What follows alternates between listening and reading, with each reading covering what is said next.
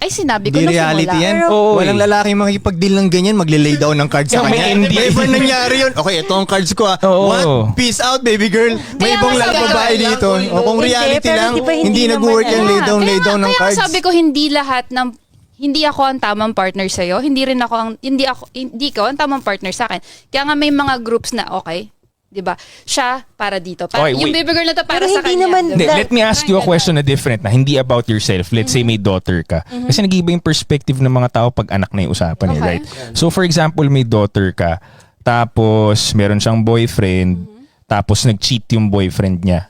Pero siya nabuntis. Yung Yun ang daughter mo. problema kasi again, you should calculate risks, 'di ba? No, right. Oh, nandun na tayo Kung sa ganun, situation na okay. buntis na si baby girl, si daughter. Tapos nag-cheat yung boyfriend niya. What would you advise your daughter? Kung ano yung sa tingin Leave mo. or na? Depende. Yeah. Depende yan sa circumstances. Well, yun yung situation. Nag-cheat yung lalaki, pero nagka-baby sila. Nung daughter mo. I'm gonna ask her, ano bang gusto mo? Like, gusto mo ba siya? Underage yung Like, bata. Do you like... Underage yung daughter Like, mo. for me, do you Hindi siya like- makapag-decide on her own. She needs your But guidance, not your yeah, I can questions. decide, but I need her opinion. I mean, in the Before ako first place, mag-decide. So I'm gonna ask, underage. gaano mo kagusto yung taong to para, na to make sure na kung mauulit pa to in the future, you can take the shit.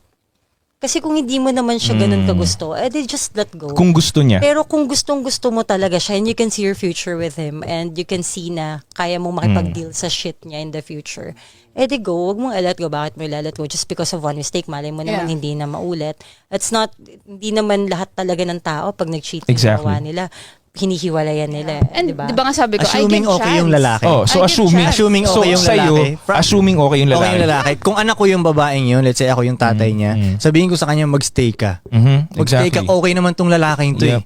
Ngayon sabihin ko, hindi niya gaanong gusto. Hindi ko gaanong gusto eh. Hindi. Gustuhin mo, matuto kang mahalin to siya. Kasi luging-lugi ka na eh. Okay naman tong lalaking to eh. Exactly. Like okay talaga siya eh. Poprotektahan niya yung buong pamilya niyo eh. Right. Raratrat siya para sa inyo eh. Tapos nag-cheat lang siya. Oh, gusto Hindi alam mo, enough nga, hindi para match mas eh. maging clear lang, alam mo yung cheating kasi na kasalanan, for example, kasalanan siya, no? Para sa lalaki, ang baba talaga ng rango na yun eh. Sa babae, sobrang taas ng rango niya ng kasalanan sa relationship, right? Pero sa lalaki, kung kami ang nakipag-sex sa iba, hindi talaga siya tinitignan masyado as disrespect sa inyo. Pwedeng na-stress lang yung lalaki.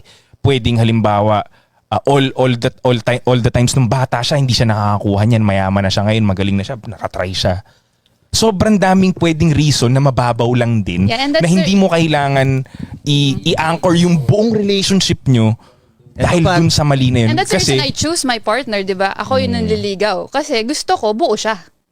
Kasi like yung mga samples mo, baka kasi ngayon lang siya nakakuha ng babae, ex na yun sa akin kasi hindi ako kukuha But ng you ganung wouldn't partner. know. I would know, 'di ba? you Sabi would- mo nga Hindi, makikipag-usap, at first, 'di you ba? wouldn't know. Okay, wait. Kaya nga, sa mga Ilagay natin sa ganitong sitwasyon minsan kasi, sa totoo lang yung mga lalaki, kaya sila bumibebang ng ibang babae for status purposes.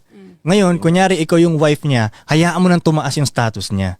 Kasi pag nabembang namin yung, kunyari gusto ng ibang mga lalaki, yung status talaga namin tumataas sa mundo naming mga lalaki.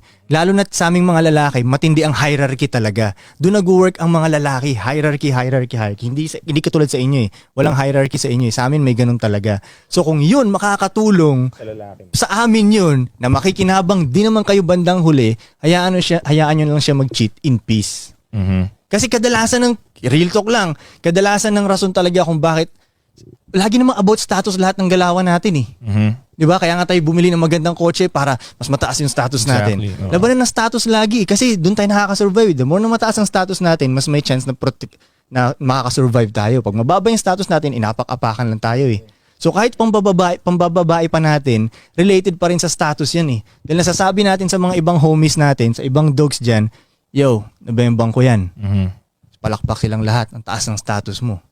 So kung, let's say, kung yun ang magiging rason, bakit tataas yung status nung husband ninyo, hindi nyo ba ibibigay na lang? No. For me, kasi we're talking about Lapit being mo yung mic. husband. I mean, for me, we're talking about being husband and wife na eh. So, kasi for me, pag may marriage na involved, yun talaga, sobrang, wag na lang, Kasi maintindihan ko na mag-cheat ka sa akin kung hindi pa tayo kasal. Okay. Like for me, hanggat hindi ka kasi nagpapakasal, hindi mo nararamdaman na yung taong yun na talaga yung gusto mo. So, kunwari in a relationship ka and you met someone, tapos you cheated, I mean, baka mabash ako dito, nag-cheat ka dun sa partner mo. Kasi you met someone eh. Mas nag-vibe kayo nun, mas nakita mo yung future mo sa kanya, yung comfort mas nahanap mo sa kanya, yung peace mas nahanap mo sa kanya. Why would you deny yourself that happiness? So yes, magagalit ako as a partner kasi nag-cheat yung partner ko. Pero siguro in the end, kapag ka talagang nakita ko na gusto ng partner ko, yung nakita niyang bago, I would let go. Hindi mo kami kasal eh. You know, maybe kasi sila talaga. And kaya ka nga hindi nagpapakasal kasi hindi mo pa nafe-feel yun eh. So it's okay. Hindi ko sasabi it's okay to look for options. Pero paano kasi kung nangyari na talagang may na-meet ka and dun mo sa kanya na-feel na eto talaga yung gusto ko eh. Kaya nga galingan mo as a wife. Isipin mo, hindi ka nagalit. Yeah, exactly. Isipin mo, hindi ka nagalit. Sa tingin mo, hindi ako babalik sa'yo. Kasi nga, Kaya hindi ka nagalit, kasi yun yung standpoint. Kunyari, ko wala ka dun eh. talagang sinabi. Sino mananalo? Wala kang sinabi Let's say ako na yung husband mo. Nag-cheat ako. Wala kang sinabi. Sino ngayon ang mas mataas ang Kasi- value para sa akin? Ikaw o yung bago kong babae? Kasi I won your loyalty. But you can be unfaithful, but you can always be loyal to me. Diba? Yun. Doon ngayon ang tingin ko sa'yo, damn, kahit mag-cheat ako, nandito pa rin siya. Taas ng value nito para sa akin. Lalo ngayon akong gaganahan, mag-work para protektahan ka. Uy, pero pag hindi pa tayo mag-asawa nito Hindi, mag-asawa na. Kahit mag-asawa na. Oh my gosh, Kahit I don't mag-asawa know what na. to answer. Kasi tinan nyo let's say, tinan nyo let's say yung rason nyo na, nadidisrespect ako.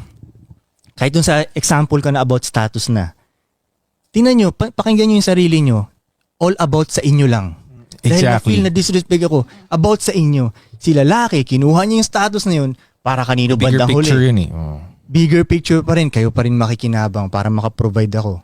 Kung titignan nga natin yung bigger picture, ano ang mas makakasira talaga ng pamilya?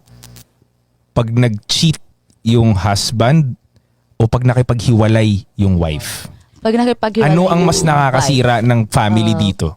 Pag nakipaghiwalay yung wife. Exactly. And in Exactly. reality, ang lalaki talaga, kahit makipag-sex yan sa iba, pag mahal niya yung wife niya, babalik na babalik. Yun nga eh. Totoo. Yun nga yun Totoo. eh. Yun nga eh. But si Chavit Singson, dami-daming asawa, daming Yeah. anak, masaya naman yung family So, niya. for me- But si Bob Marley hanggang ngayon, yung Marley Estates, okay naman. Yeah. So ang point lang namin, polygamous man yan, monogamous man yan, o whatever, pwede yan gumana eh.